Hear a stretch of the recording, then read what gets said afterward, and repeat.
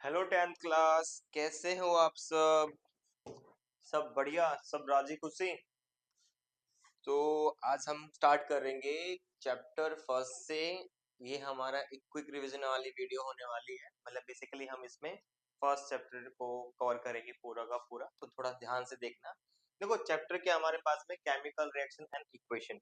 Okay, जिन बच्चों ने कभी भी नहीं पढ़ा ना, या फिर जिनको रिवीजन करना है, तो उन बच्चों के लिए ये वाली वीडियो रहने वाली है, ध्यान दीजिएगा। बात करते हैं केमिकल रिएक्शन और इक्वेशन के बारे में। देखो स्टार्ट करते हैं। क्या बोला देखो यहाँ पे, यहाँ से पढ़ेंगे। क्या बोल रहे हैं यहाँ पे, द प्रोसेस क्या बोला, the process in which a new substance with new property are formed is called chemical reaction. क्या बोला, जैसे फॉर मेरे पास में कोई ए है, यहाँ पे बी है, और यहाँ पे क्या हुआ, ए और बी भी फॉर्म हो गया। यानी कि कोई ए रिएक्टेंट था, बी रिएक्टेंट था। जब मैंने इनको केमिकली रिएक्ट कराया, यानी इनको इनमें रिएक्शन कराई, तो क्या फॉर्म हुआ मेरे पास में, ए बी फॉर्म हुआ फॉर एग्जांपल। तो अब जो ए बी होगा, इसकी प्रॉपर्टी टोटली क्या होगी, डिफरेंट होगी कंपेयर टू इन दोनों से। तो वही बोल रहा है, the process in which a new substance with new property are formed is called chemical reaction. Okay, then बात करते हैं रिएक्टेंट के बारे में और प्रोडक्ट के बारे में। जो पार्टिसिपेट कर रहा है रिएक्शन के अंदर, उनको बोलते हैं रिएक्टेंट। देन लास्ट में जो हमारे पास में लाइक जो सब लास्ट में क्या, जो प्रोडक्ट बन के तैयार हुआ मेरे पास में, जो फॉर्म हुआ मेरे पास में यहाँ पे, substance which are formed in a chemical reaction is called product. Okay, समझ आया? यानी कि जो एरो से पहले है वो हमारा रिएक्टेंट है, एरो के बाद वाला जो भी फॉर्म हुआ है मेरे पास में, वो क्या कहलाएगा मेरे पास, वो कहलाएगा मेरा यहाँ पे प्रोडक्ट। ओके, अब बात करते हैं एग्जाम्पल के बारे में। देखो जैसे समझो यहाँ, देखो देखो जो आपने खाना खाया, उसका डाइजेस्ट होना, ठीक है, respiration, rusting of iron, burning of the magnesium ribbon और फॉर्मेशन ऑफ कर्ड, ये सब के सब क्या है, ये सब के सब हमारे एग्जाम्पल है। किसके एग्जाम्पल है यहाँ पे, हमारे केमिकल रिएक्शन के एग्जाम्पल है। ओके, अब बात करते हैं नेक्स्ट नेक्स्ट नेक्स्ट बात करते हैं, नेक्स्ट क्या बात करते हैं। देखो यहाँ पे उसने क्या बोला है यहाँ पे, कहता है केमिकल रिएक्शन इन्वॉल्व। अच्छा बेटा, एक ध्यान से सुनना बात को। देखो क्या बोल रहा है, केमिकल रिएक्शन इन्वॉल्व। जब एक केमिकल रिएक्शन होती है, तो आपको कैसे पता चला कि केमिकल रिएक्शन हुई है? तो क्या क्या होता है, चेंज क्या होगा यार, स्टेट में चेंज आएगा। पहला स्टेट का मतलब क्या होता था, पहले लिक्विड था वो बाद में सॉलिड बन गया, या पहले सॉलिड था बाद में लिक्विड बन गया, गैस की फॉर्म में आ गया।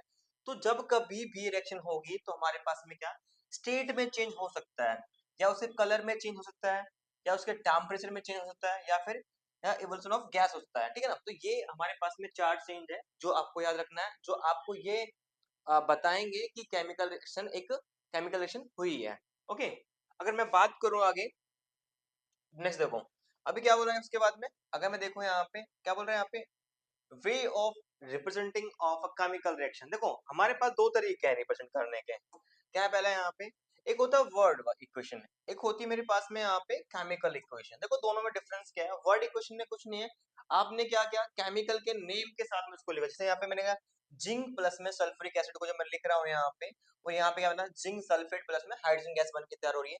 तो ये कहलाएगा मेरा यहाँ पे, ये कहलाएगा मेरा, क्या कहलाएगा ये कहलाता है वर्ड इक्वेशन कहलाएगी। अब बट यहीं पे अगर मैंने इसको इसके केमिकल सिंबल की फॉर्म में डाल दिया, तो ये कहलाएगा यहाँ पे केमिकल इक्वेशन कहलाएगा, और कुछ ज्यादा फर्क नहीं, सेम है।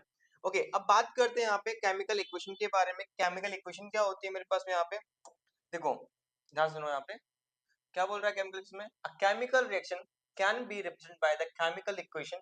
It involve use of the symbol of the element of the chemical formula और ऑफ अ रिएक्टेंट और product with the mention of the physical state. Basically आपको क्या बता रहा है कि वो जो भी केमिकल फॉर्मेशन होता है उनका, उनकी हेल्प से हम क्या करते हैं, उनको रिप्रेजेंट करके दिखाते हैं। यानी कि जैसे कि देखो क्या केमिकल फॉर्मूला हो गया हमारे पास में यहाँ पे, या केमिकल जो उनके सिंबल्स होते हैं एलिमेंट के, उनकी हेल्प से क्या करते हैं हम, किसी भी केमिकल रिएक्शन को हम क्या करते हैं, रिप्रेजेंट करते हैं, उसको शो करके दिखाते हैं। फॉर एग्जाम्पल जैसे मेरे पास में क्या है, Mg है और O2 है, जब रिएक्ट करा हूं तो MgO बन के तैयार होगा। तो हमने क्या करा, इसको क्या कर दिया, केमिकल रिप्रेजेंट करके दिखाया। क्या बोल रहा था, magnesium is burn in the air to form the magnesium oxide. मेरे पास मैग्नीशियम था, इसको बर्न करा एयर में, तो क्या बन रहा है मेरे पास में, मैग्नीशियम ऑक्साइड बन के तैयार हो रहा है मेरे पास में यहाँ पे। ठीक है, तो हमने क्या करा, इनको उनकी केमिकल फॉर्मेशन में, केमिकल जो इनके फॉर्म सिंबल होते हैं, उनकी हेल्प से हमने इसको क्या कर दिया, एक इक्वेशन में रिप्रेजेंट कर दिया मेरे पास हमने इसको। ओके, अब बात करते हैं यहाँ पे, देखो एक चीज यूज हो रही है, ध्यान दो इसके ऊपर। क्या है यहाँ पे, बोल रहा है कि ये law of conservation of mass, इसका मतलब क्या है? देखो law of conservation of mass आपने 9th क्लास में पढ़ा हो, वो क्या कहता है, वो ये कहता है कि mass neither be created nor be destroyed in a chemical reaction. Okay, so same बात है यहाँ पे, सेम वही लॉ यहाँ पे अप्लाई होगा। अगर आप ए प्लस बी करके यहाँ पे और यहाँ पे ए बी फॉर्म करते हैं, तो जो रिएक्टेंट का मास होगा वही किसका मास होगा, यहाँ पे प्रोडक्ट का मास होगा। तो यही क्या बताता है आपको, law of conservation of mass आपको यही बताता है कि रिएक्टेंट का मास हमेशा किसके बराबर होगा, उसके प्रोडक्ट के मास के बराबर होगा। Matter can neither be created or nor be destroyed in a chemical reaction. So the number of the atom of the element involved in the chemical reaction should be remain same reactant and product side. मतलब reactant में और product में जितने भी number of element है वो क्या रहने वाले हैं, हमारे same रहने वाले हैं। ओके, कोई दिक्कत परेशानी है तो यहाँ तक बताओ, आगे चलते हैं उसके बाद में। अब बात करते हैं यहाँ पे, उसने बोला है यहाँ पे बैलेंसिंग के बारे में बात कर रहे हैं। देखो बैलेंसिंग का मतलब क्या है, छोटा सा एग्जांपल लेके समझाता हूँ एक। क्या बोल रहे हैं यहाँ पे, बैलेंसिंग देखो, अभी हमने पहले लॉ ऑफ कंजर्वेशन मास पढ़ा पूरा का पूरा, उसमें क्या बोल रहे हैं, जैसे कि मेरे पास में क्या है S2 है, प्लस में क्या है O2 है, तो क्या बनेगा H2O बनेगा। बट आप देख रहे हो यहाँ पे, देखो मेरे पास में इधर लेफ्ट साइड में मेरे पास में 2 हाइड्रोजन है 2 ऑक्सीजन है, जबकि ऑक्सीजन यहाँ पे कितना है, एक ही ऑक्सीजन है। तो मेरे को क्या करना पड़ेगा, इसको बैलेंस करना पड़ेगा, यानी कि नंबर ऑफ एटम और नंबर ऑफ एटम दोनों तरफ क्या होना चाहिए, मेरे पास में सेम होना चाहिए। तो मैंने क्या किया है यहाँ पे, अगर मैं देखूं यहाँ पे, तो मैं ऐसा कर सकता हूँ यहाँ पे कि यहाँ पे ऑक्सीजन कम है ना, तो 2 से मल्टीप्लाई कर दिया। बट जैसे 2 से मल्टीप्लाई किया मैंने यहाँ पे, तो मेरे पास हाइड्रोजन कितने हो गए, हाइड्रोजन हमारे 4 हो गए, जबकि हाइड्रोजन यहाँ पे कितने हैं, सिर्फ 2 है, तो मेरे को यहाँ पे 2 से भी मल्टीप्लाई करना पड़ेगा। अब आप लेफ्ट साइड में और राइट साइड में नंबर ऑफ एलिमेंट काउंट कर लो, नंबर ऑफ एटम काउंट कर लो एलिमेंट के, आपको ये बराबर ही दिखेंगे। तो ये क्या हो गया हमारा यहाँ पे, बैलेंस हो गया हमारे पास में यहाँ पे। ओके, नेक्स्ट देखो, अगर मैं बात करूँ आगे, ओके अब बात करेंगे टाइप के बारे में। किसके बारे में बात करेंगे, यहाँ पे टाइप के बारे में बात करेंगे। ओके, तो देखो सबसे पहले हमारे पास टाइप आती है क्या, कॉम्बिनेशन रिएक्शन। अब कॉम्बिनेशन रिएक्शन का मतलब क्या हुआ कि आपके पास में आपने ए को बी से रिएक्ट करा है और क्या मिल गया आपको, सी मिल गया। तो यानी कि जब दो रिएक्टेंट कंबाइन होकर सिंगल प्रोडक्ट बना रहे हैं तो क्या कहलाएगा मेरे पास में, कॉम्बिनेशन कहलाता है यहाँ पे। फॉर एग्जांपल देखो, जैसे अगर मैं कार्बन को बर्न करता हूँ O2 की प्रेजेंस में, तो क्या बनता है मेरे पास में, CO2 बन के तैयार होता है मेरे पास में यहाँ पे। तो ये क्या है मेरे पास में, दो रिएक्टेंट से हमने क्या बनाया, एक सिंगल प्रोडक्ट बनाया, तो वो क्या कहला रहा है हमारे पास में, कॉम्बिनेशन रिएक्शन कहलाती है। ओके, उसकी वजह पे नीचे हमारे पास में क्या है एक्सोथर्मिक रिएक्शन। क्या होती है देखो, a reaction in which a heat is released along with the formation of product, यानी कि प्रोडक्ट के साथ में क्या निकल रही है, हीट रिलीज हो रही है। क्या निकल रही है, हीट रिलीज हो रही है। क्या हीट रिलीज हो रही है, किसमें, यहाँ पे एक्सोथर्मिक रिएक्शन के अंदर। किसमें, एक्सोथर्मिक रिएक्शन में क्या हो रहा है, हीट रिलीज हो रही है प्रोडक्ट के साथ में, तो हमारी ये कहलाएगी एक्सोथर्मिक रिएक्शन कहलाती है। नेक्स्ट देखो, अब बात करते हैं यहाँ पे एग्जाम्पल के बारे में बात करूं अगर मैं यहाँ पे, तो क्या क्या एग्जाम्पल हो सकते हैं मेरे पास, यहाँ देखो एक है मेरे पास में बर्निंग ऑफ नेचुरल गैस। मतलब जब मैंने क्या मीथेन को मीथेन को बर्न किया ऑक्सीजन के वजह से, तो क्या बना, CO2 बना, H2 बना, प्लस में क्या बना मेरा, हीट बना। क्या बना यहाँ पे, हीट आया मेरे पास में, हीट आया।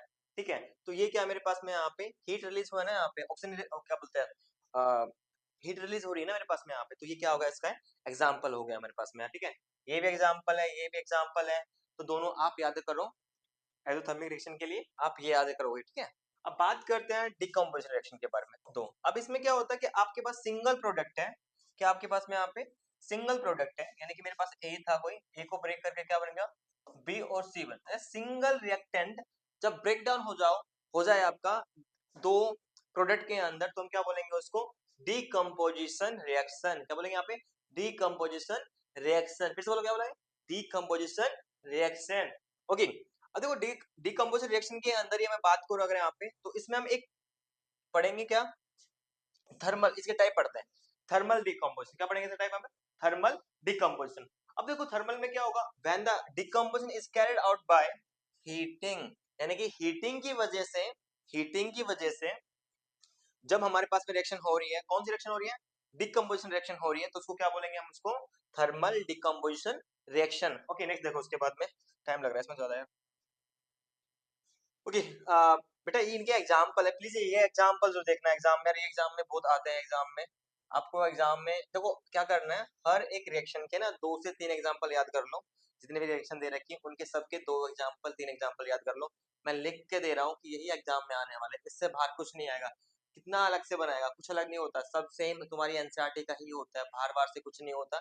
अगर आप जितना पढ़ाया जा रहा है इनको भी अच्छे से पढ़ ले तो मैं कह रहा हूँ कि सारे एग्जाम, सारे के सारे जो आपके क्वेश्चन होंगे यहीं से बनेंगे, इसके अलावा कहीं से नहीं बनेंगे। ठीक है, देखो अब देखो एग्जाम्पल में याद कर लो इसके यहाँ पे, ये दोनों एग्जांपल याद करो। मैं बता देता हूँ कौन कौन से याद करने हैं आपको एग्जांपल में। आप एग्जांपल में याद करोगे कौन सा, एक तो ये याद करोगे आप हमें, ठीक है। अच्छा इसमें ना कलर का बहुत रोल प्ले होगा यहाँ पे, समटाइम क्या एमसीक्यू में आपसे कलर पूछ लेगा वो आपसे यहाँ पे कि कलर कौन सा चेंज हो रहा है, यहाँ पे ग्रीन कलर था उसके बाद रेड ब्राउन बना, तो आपको एग्जाम्पल में, आपको एग्जाम्पल में आपको एक कलर भी थोड़ा सा लिख लेना साइड में कहीं पे, जब एग्जाम्पल लिखोगे तब। ओके, जैसे मेरे पास में दे रखा है एग्जांपल क्या है, कैल्शियम कार्बोनेट दे रखा है यहाँ पे, जब मैंने हीट किया था तो क्या बना मेरे पास में, क्विक लैम बना और यहाँ पे CO2 बना मेरे पास में। तो आपको ये 2 एग्जांपल याद करने हैं किसके, थर्मल डिकम्पोजिशन रिएक्शन के, किसके, थर्मल डिकम्पोजिशन रिएक्शन के। कितने एग्जांपल, 3 दे रखे हैं ना, 3 में से कोई 2 याद कर लो, थर्मल डिकम्पोजिशन के 3 में से कोई भी 2 एग्जांपल आपको याद करने हैं। ओके, अब बात करते हैं इसी का थर्ड पार्ट, सेकंड पार्ट कौन सा मेरे पास में, इलेक्ट्रोलाइटिक डिकम्पोजिशन। अब एक ये रिएक्शन क्या होगा, इस रिएक्शन में क्या होता है बेसिकली, जब है तो ये किसका, डिकम्पोजिशन का ही है, ठीक है, बट ये किसकी हेल्प से होगा, इलेक्ट्रिसिटी की हेल्प से होगा, यानी करंट की हेल्प से होगा। तो एक ऐसी रिएक्शन जब हम क्या करेंगे, करंट के हेल्प से कराएंगे तो वो क्या कहलाएगी हमारी, इलेक्ट्रोलाइटिक डिकम्पोजिशन कहलाएगा, क्या कहलाएगा, इलेक्ट्रोलाइटिक डिकम्पोजिशन। देखो यहाँ पे, when the decomposition is carried out by the passing electricity, electricity के पास करने से जो हमारे पास डिकम्पोजिशन रिएक्शन हो रही है वो क्या लगेगी, इलेक्ट्रोलाइटिक डिकम्पोजिशन रिएक्शन है। जैसे फॉर एग्जांपल मेरे पास में S2 है, क्या मेरे पास में S2 है, अगर S2 में से मैं इलेक्ट्रिसिटी पास करता हूँ, ठीक है, तो क्या बनेगा, ये S2 अलग हो जाएगा मेरे पास में और O2 क्या हो जाएगा मेरे यहाँ पे, अलग हो जाएगा मेरे पास में यहाँ पे। तो ये क्या हो गया मेरे पास में, एक सिंगल रिएक्टेंट मेरा 2 प्रोडक्ट में कन्वर्ट हो गया मेरा, तो ये क्या कहलाएगा भाई, इलेक्ट्रोलाइटिक डिकम्पोजिशन कहलाएगा। डन यहाँ तक, पक्का समझ आया, समझ आया ना, पक्का। चलो आगे, चलो आगे, अगर समझ आ गया तो ओके। नेक्स्ट देखो उसके बाद में, ओके अब बात करते हैं हम यहाँ पे, नेक्स्ट पॉइंट अपना कौन सा है, नेक्स्ट अपने पास में यहाँ पे, ओके थर्ड पॉइंट क्या है, इसी का थर्ड पॉइंट हमारे पास में है। अब बात करते हैं फोटो लाइटिक डिकम्पोजिशन। देखो फोटो का मतलब क्या हुआ यहाँ पे, लाइट से है, किससे, लाइट से, लाइट कौन सा, सनलाइट से रहा है, सनलाइट से, कौन से, सनलाइट से। तो when the decomposition is carried out in the presence of the sunlight, किसमें, सनलाइट के प्रेजेंस में, सनलाइट की प्रेजेंस की वजह से जो रिएक्शन हो रही है कौन से में, डिकम्पोजिशन में, वो हमारी कहलाएगी फोटोलाइटिक डिकम्पोजिशन कहलाएगी। इसके आपको 2 एग्जांपल याद रखना है यहाँ पे, कि सिल्वर क्लोराइड को अगर मैं जब सनलाइट में लाइक डिकम्पोजिशन नहीं छोड़ता हूँ यहाँ पे, तो क्या हो जाता है, वो मेरा AZ और Cl2 में ब्रेक हो जाता है मेरे पास में। ओके, तो ये आपको 2 एग्जांपल याद करने हैं इसके लिए। नेक्स्ट देखते हैं क्या है। ओके अच्छा, इसमें ना एक पॉइंट और याद रखो, आप क्या याद रखोगे यहाँ पे, ये वाला पॉइंट याद रखो, ये वाला क्या, about reaction is used in the black and white photography. कौन सी रिएक्शन, अबाउ रिएक्शन, यहाँ पे ये वाले रिएक्शन जो है हमारे पास में, ये हम ये ब्लैक और व्हाइट फोटोग्राफी में इसका यूज करते हैं। ओके नेक्स्ट देखते हैं किस बारे में, अब बात करते हैं किसके बारे में यहाँ पे, अगला क्या हमारे पास में, अगला पॉइंट हमारे पास में यहाँ पे डिस्प्लेसमेंट रिएक्शन। कौन सी यहाँ पे, डिस्प्लेसमेंट रिएक्शन। ओके इसमें क्या होता है बेसिकली हमारे पास में, जब मैं लाइक इसमें क्या होगा कि जो मोस्ट रिएक्टिव एलिमेंट होता है वो क्या करता है, लेस रिएक्टिव एलिमेंट को क्या करेगा यहाँ पे, डिस्प्लेस करेगा, क्या करेगा यहाँ पे, डिस्प्लेस करेगा। मतलब the reaction, the chemical reaction in which one more reactant element displace less reactive element from its salt solution is called displacement reaction. अब देखो ये भी 2 तरह की होती है, एक सिंगल डिस्प्लेसमेंट होता है, एक डबल डिस्प्लेसमेंट होगा। सिंगल में क्या होगा, एक ही एलिमेंट डिस्प्लेट होगा, डिस्प्लेस होगा, और डबल में क्या होगा, 2 एलिमेंट होंगे।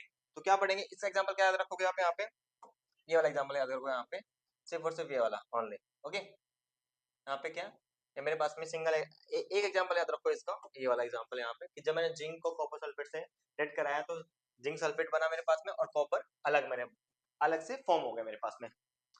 Okay zinc is more reactive, क्योंकि जिंक क्या है मेरा, मोर रिएक्टिव है किससे, कॉपर से, तो कॉपर क्या हो गया यहाँ पे, डिस्प्लेस हो गया यहाँ पे। कोई दिक्कत है तो ये तो बताओ यहाँ तक, कोई दुख, कोई कष्ट, कोई पीड़ा कुछ नहीं है ना, देखो नहीं है तो। अब बात करते हैं नेक्स्ट क्या हमारे पास में, अब बात करेंगे किसके बारे में यहाँ पे, डबल डिस्प्लेसमेंट रिएक्शन के बारे में। किसमें, डबल डिस्प्लेसमेंट रिएक्शन के बारे में। डबल का मतलब क्या, तो बोल रहा है कि a reaction in which new substance are formed by the mutually exchange of the ions between two compound. दो कंपाउंड में म्यूचुअली एक्सचेंज होते हैं क्या, आयंस, वो क्या कहलाएंगे हमारे पेपर में, डबल डिस्प्लेसमेंट रिएक्शन कहलाएंगे। जैसे कि यहाँ पे क्या था, सोडियम सल्फेट था, रिएक्ट कर रहा है बेरिलियम क्लोराइड से, तो क्या हुआ, बेरिलियम सल्फेट बना, और यहाँ पे क्या बना, सोडियम क्लोराइड बना, यानी कि डिस्प्लेस हो गया। देखो यहाँ पे मेरे पास सोडियम था मेरे पास में यहाँ पे, तो ये सोडियम ये वाला भाई साहब कहाँ पे आ गया, यहाँ पे आ गया, और ये एन है मेरे पास जो है मेरे पास में, ये कहाँ आ गया, ये आ जाएगा यहाँ पे Cl पे, यहाँ पे। तो ये क्या हो गया, यहाँ पे बेरिलियम सल्फेट बना, और यहाँ पे सोडियम क्लोराइड फॉर्म हो गया मेरे पास यहाँ पे। ओके, नेक्स्ट देखते हैं उसके बाद में। नेक्स्ट देखो बेटा, जल्दी से खत्म करते हैं। देखो इसमें दो एग्जांपल और दे रखे हैं, अब दो में से कोई भी एग्जांपल याद कर सकते हो यहाँ पे, जो भी करना चाहो आप यहाँ पे। आपको ये एग्जांपल करना है, ये करना है, या ऊपर वाला करना है। अब नेक्स्ट पॉइंट देखो क्या है हमारे पास में, अब आता है मेरे पास में नेक्स्ट पॉइंट क्या है मेरे पास में। बस भाई बस बस, ज्यादा बड़ा नहीं होता, अरे बोलना क्या कर रहा है, बस बस इतना रहे। ओके, नेक्स्ट क्या है मेरे पास में, ऑक्सीडेशन एंड रिडक्शन। अब देखो ऑक्सीडेशन और रिडक्शन क्या है, सिंपल सिंपल सी चीजें, ध्यान देखो यहाँ पे। ऑक्सीडेशन में क्या हो रहा है, कहता है कि the addition of oxygen to the reactant, reactant के अंदर अगर क्या ऐड हो जाए, यहाँ पे ऑक्सीजन ऐड हो जाए, तो वो हमारा ऑक्सीडेशन रिएक्शन कहलाती है। या फिर रिमूव हो जाए hydrogen from the reactant, reactant में से हाइड्रोजन रिमूव हो जाए, तो भी क्या कहलाएगा मेरे पास में यहाँ पे, वो ऑक्सीडेशन ही कहलाने वाला है।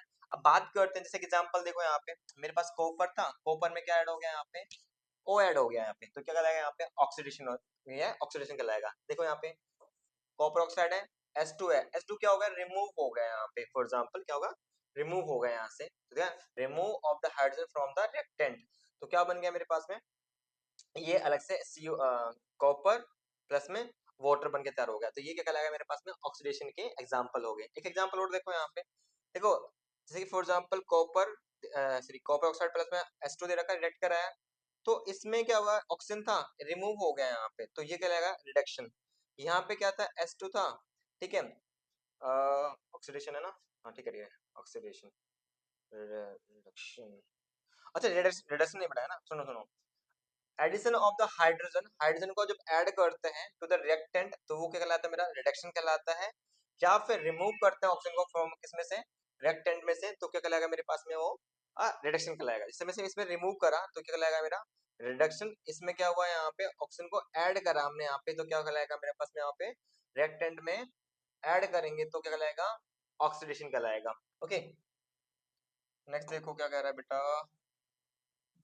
ओके, अब बात करते हैं effect of the oxidation in daily life. इसमें दो पॉइंट पढ़ने हैं आपको, दो पॉइंट क्या पढ़ने हैं आपको यहाँ पे, एक तो पढ़ोगे आप कोरोजन के बारे में, एक पढ़ोगे आप यहाँ पे रेसिडिटी के बारे में। देखो कोरोजन क्या होता है, बोला कि when metal is exposed to the moisture and air acid etcetera for the some time, a layer of the dihydrate oxide is formed with weakness the metal and the hence the metal is said to be the crude। मतलब कि देखो for example जैसे कि आपने ऐसा देखो कि आपके पास में कुछ आयरन की वस्तु है, अगर आपने कुछ उसको कुछ टाइम के लिए बाहर छोड़ दिया, तो उसपे क्या होता है, लाइक उस पे थोड़ा ब्राउन ब्राउन कलर की लेयर इकट्ठा हो जाती है, तो वो क्या कहलाता है, वो रस्ट कहलाता है।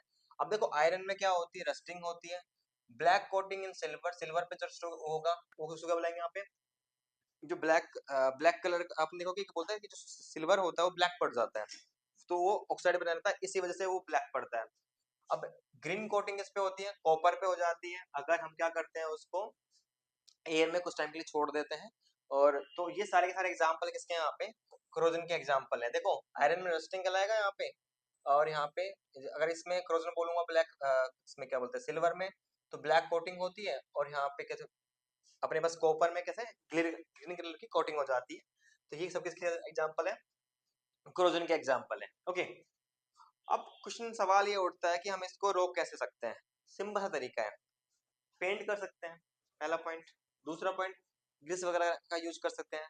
तीसरा पॉइंट क्या कर सकते हैं, can be prevent by the galvanisation and the electroplating का यूज करके हम क्या कर सकते हैं, या अप्लाई द पेंट्स, ये करके क्या करते हैं क्रोजन को रोक सकते हैं। अब रेंसिडिटी क्या होती है, the oxidation of the fat and the oil when the exposed to the air is known as क्या rancidity.